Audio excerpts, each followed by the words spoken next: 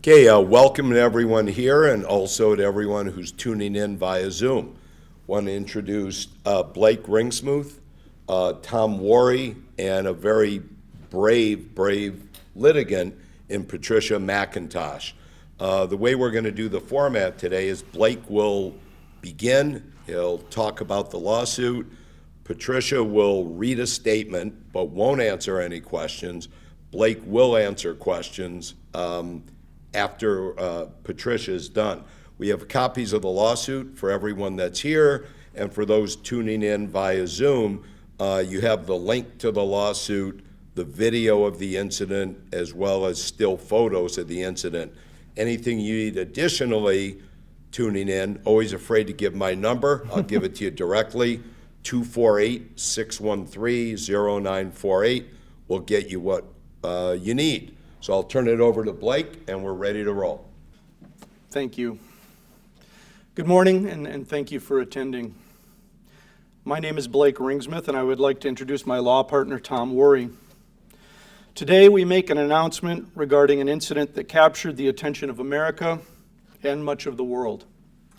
It did so because it shook the core of our identity as Americans, that which sets our country apart from the rest of the world. The First Amendment to the United States Constitution, which protects our right to free speech and to petition our government for a redress of our grievances, as enshrined in that important document. A right that protects many of your jobs as journalists, and one that makes us the envy of people around the world. A right that ensures that our government will not retaliate against anyone who engages in free speech, and a right that, if violated, gives the people a remedy in the courts established by that Constitution. Today, we announce that one brave woman has filed a federal lawsuit to protect all of our constitutional rights. In January, a meeting of our county commission, against the backdrop of a terrorist plot to kidnap and execute our governor and the deadly insurrection in our nation's capital by the Proud Boys, among others, a 74-year-old woman exercised her First Amendment right to petition her government. Her request to the commission was clear and simple. She asked them to please make a public statement denouncing the violence of the Proud Boys, a group that was welcomed by the commission at a prior meeting. In turn, Commissioner Klaus's silent and menacing response was to get up, leave the meeting, and return brandishing a semi-automatic weapon. As Klaus was engaged in this ominous behavior, the chairman of the commission laughed. It's depicted here on the photographs from the actual meeting. And over my left, Commissioner Klaus brandishing an AR-15, a semi-automatic assault weapon. By way of background, these two commissioners are closely aligned and have spoken in support of the Proud Boys, a group that has long been known for violence and whose members have been indicted for their role in the January 6th insurrection. The public outcry against the commissioner's action was swift and strong. Well over 1,000 people in our community spoke out against the commissioner's outrageous retaliation.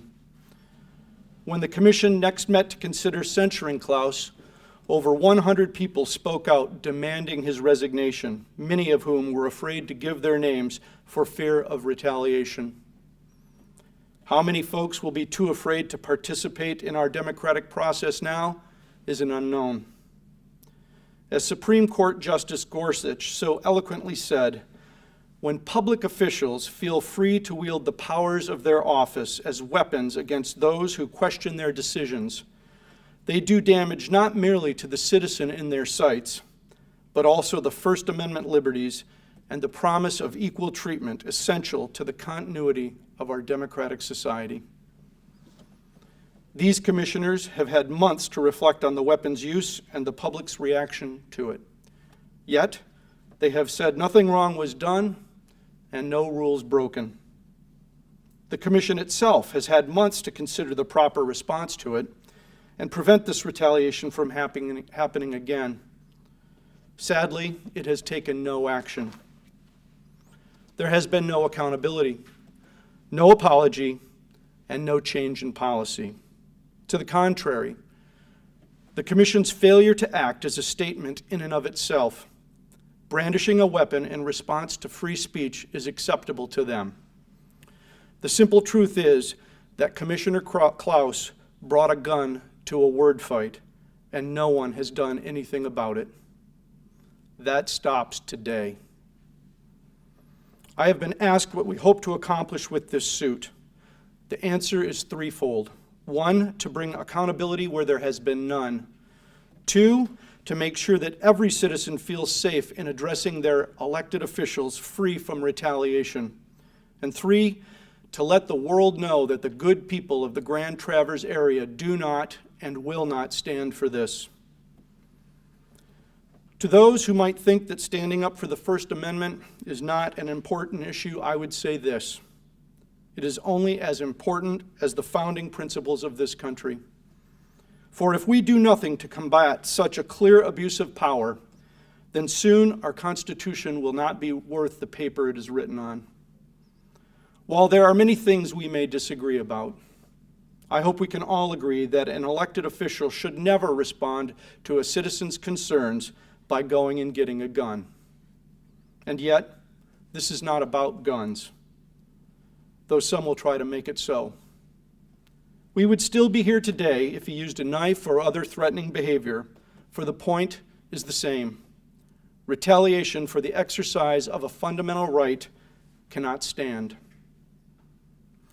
To those who claim this suit is politically motivated, I say this: what party does the Constitution belong to? If you are willing to look at the facts of this case, you will see this suit is about protecting what truly makes America great, what we have fought wars over to preserve: freedom. And freedom is not free. Freedom for Republicans, Democrats, independents, the left, and the right. For if we are not willing to stand up and fight against a government that threatens its citizens, then we will have lost what so many have died to protect.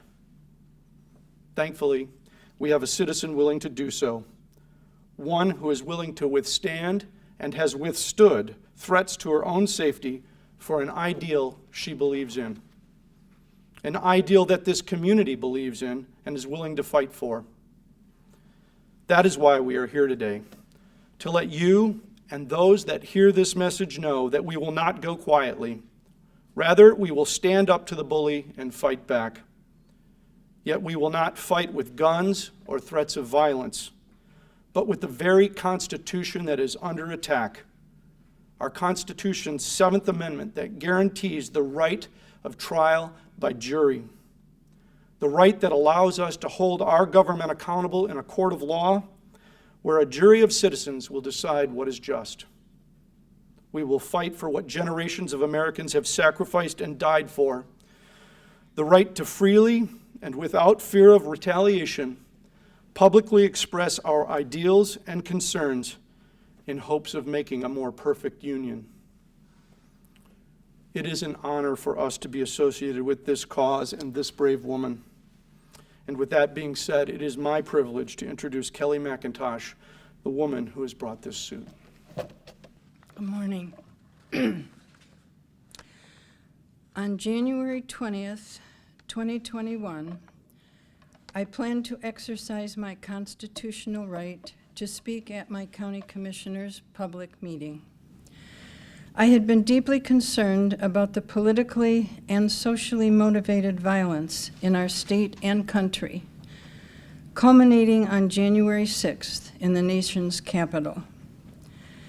Our constitutional guarantee to freely voice our concerns to our elected officials is, to me, a cherished right, and I believe an obligation of any citizen from time to time.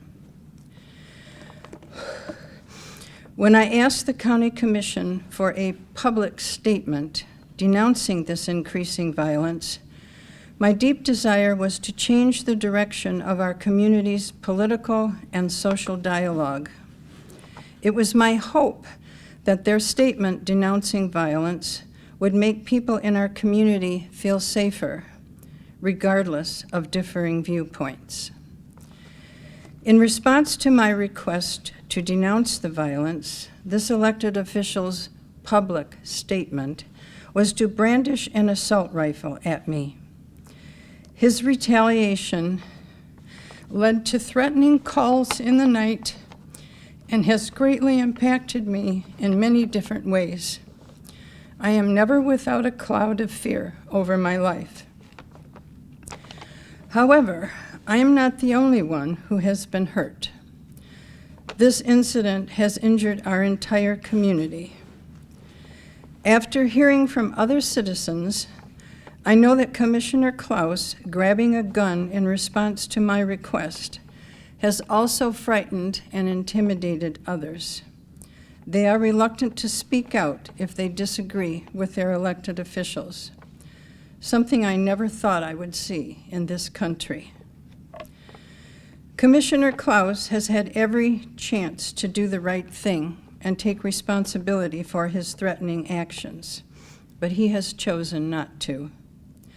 The County Commission has also had a reasonable opportunity to denounce Klaus's actions, hold him accountable, and ban this type of retaliation. Sadly, they have chosen not to. And therefore, commissioners are still free to threaten the exercise of our First Amendment rights. I have been touched by the ground-swelling response and support from hundreds of members of our community, and even far behind or beyond its boundaries. To all of you, I say thank you.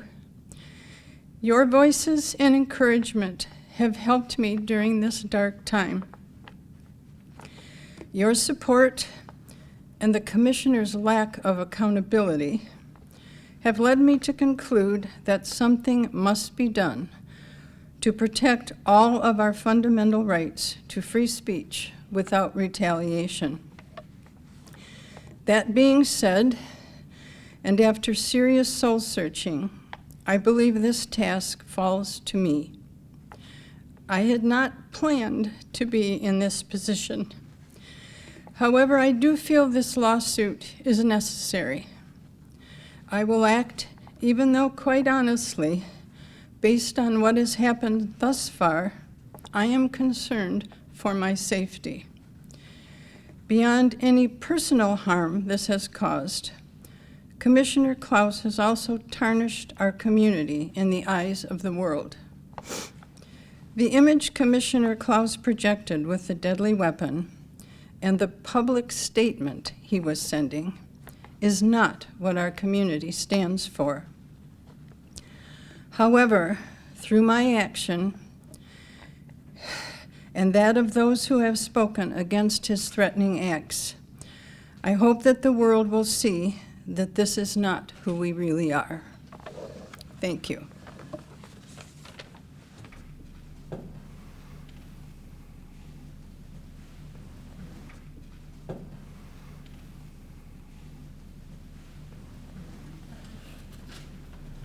Any questions? This is appropriate. I have a question.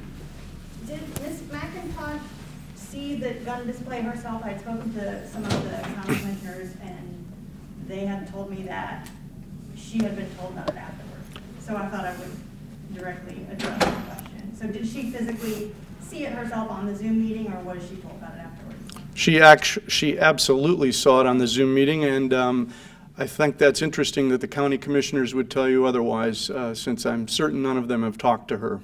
Okay. Thank you. Thank you. Thank you. Any other questions? Yeah, I just have a quick thing. So, of course, Patricia is the one bringing this case forward, but is there any other organization that is backing it or has any kind of say in either fees or anything when it comes to the litigation at all? Absolutely not. No, it's Patricia McIntosh and our law firm who we're honored to be representing.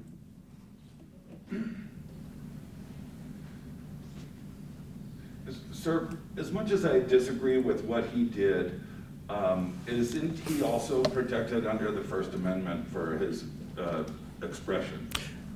Well, first of all, what he did is arguably criminal. It's brandishing a weapon in public. This was a public meeting, so my answer to that is no.